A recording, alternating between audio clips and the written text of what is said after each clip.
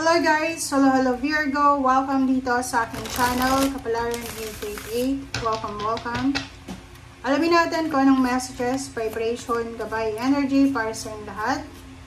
This is general reading, so pwede kang makaresonate Virgo.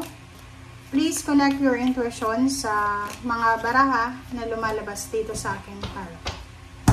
Okay Virgo, first card natin is Two of Cups, Five of Discs, and Queen of Swords. So, kung makikita mo dito sa 3 cards mo na to Virgo, maybe you're focused sa relationship mo. Single in a relationship or kung ano pa man, pwedeng nakafocus ka sa kung ano yung kalagayan ng puso mo.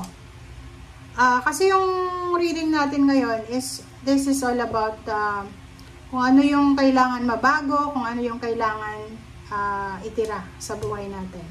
Sa relationship mo siguro, maybe may asawa ka, may boyfriend, girlfriend, and siguro hindi ka na masaya sa relationship mo or hindi ko alam kung ano yung sitwasyon mo. Sa Five of Discs din, problema sa pera. Parang yun yung isa sa mga kailangan mo nang alisin sa buhay mo is yung problema sa pera. Pwedeng yung asawa mo, yung partner mo, or karelasyon mo ay unemployed. Pwedeng ikaw yung bumubuhay sa kanya, or pwedeng ikaw yung nagiging breadwinner ng relationship na yan. Queen of Swords, sinasabi ng barahan na gusto mo nang mabago. Kumbaga, gusto mo nang magbago yung takbo ng relationship mo. Parang, halimbawa, mayroon ditong Virgo na nangangarap siya na sana makatagpo siya ng financially stable na tao. Parang ganon. Parang nangangarap ka na sana makatagpo ka ng milyonaryo na manliligaw, parang ganun. Comment down below if you resonated. Okay? Alright. So, tingnan natin sa second deck mo.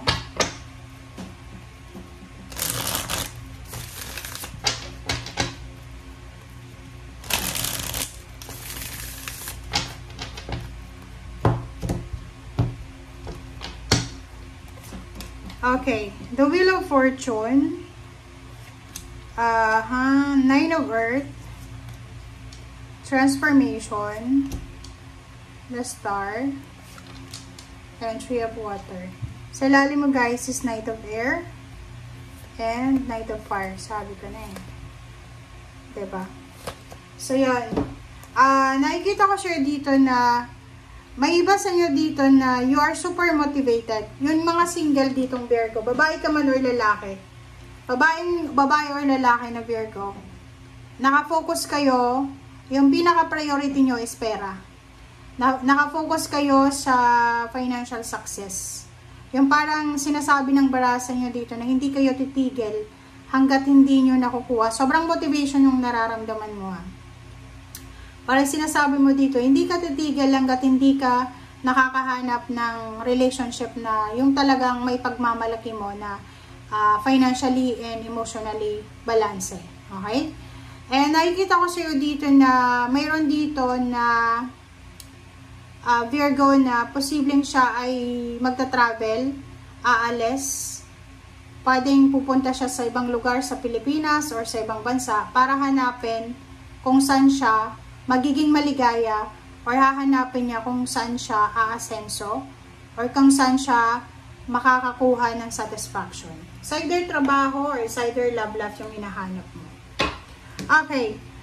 Virgo, sinasabi ng bara sa'yo dito na huwag kang masyadong mag-alala kasi there's a new beginnings, there's a good luck and good fortune, progress na posibleng darating sa buhay mo na pwedeng magdala ng pagbabago sa buhay mo. Like for example, yun, may problema ka sa pera, sinasabi ng baraha, huwag kang mag-alala kasi magbabago yun, okay? Hindi naman habang buhay na wala ka ng pera, hindi habang buhay na may sakit ka, hindi habang buhay na may problema ka sa relationship, okay? May pagkakataon, there's a chance, there's a luck, there's a progress, there's a change, okay?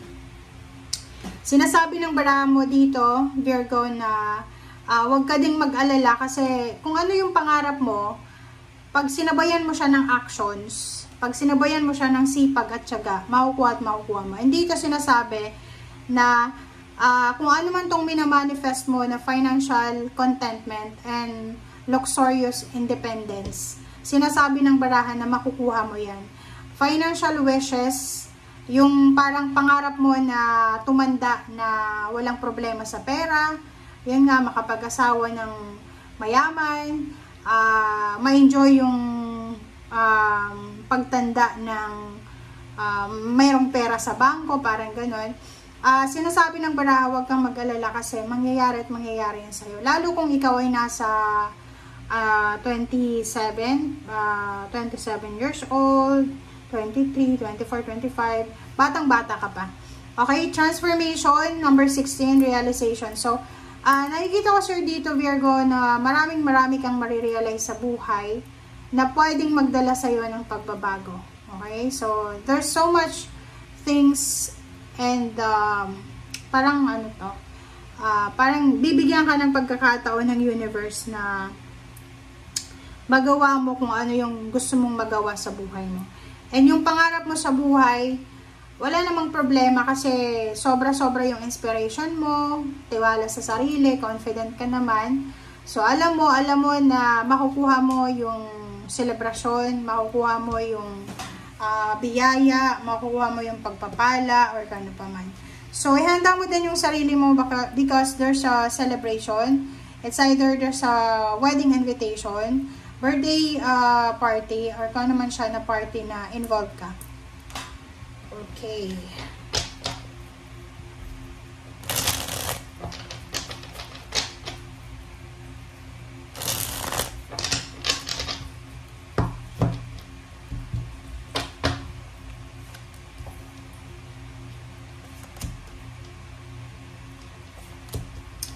Death card, Ace of Wands, King of Swords, Eight of Cups, and then Ace of Cups. Sa ilalim mo is Emperor. So, sinasabi ng baraha sa'yo na huwag kang mag-alala kasi isang exciting na direksyon ang posibleng tatahakin mo. Dalawa yung Eight of Cups mo So, sinasabi ng baraha huwag kang mag-alala kasi isang exciting na kumbaga direksyon ang posibleng tatahakin mo na pwedeng magdala sa'yo ng financial boost. Like for example, kung may trabaho ka na sa ngayon, possible na hindi pa yan talaga yung tinutukoy dito na financial boost.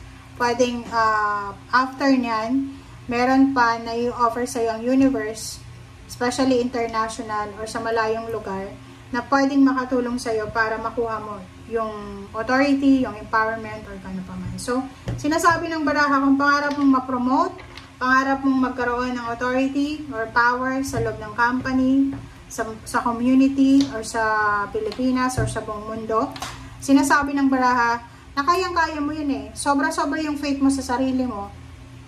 Inspiration, sobra-sobra din yung inspiration mo. And nakikita ko sa'yo dito na you're capable kung ano man yan na pangarap mo sa buhay. Thank you guys for watching. Bye!